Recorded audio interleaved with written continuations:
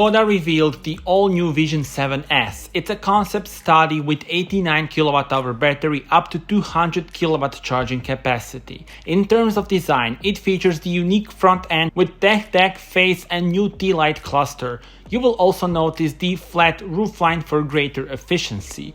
Rear of the car features the sharp lines and also the D-shape of the taillights that look very modern. Interior ambience is characterized by sustainable materials and interactive surfaces.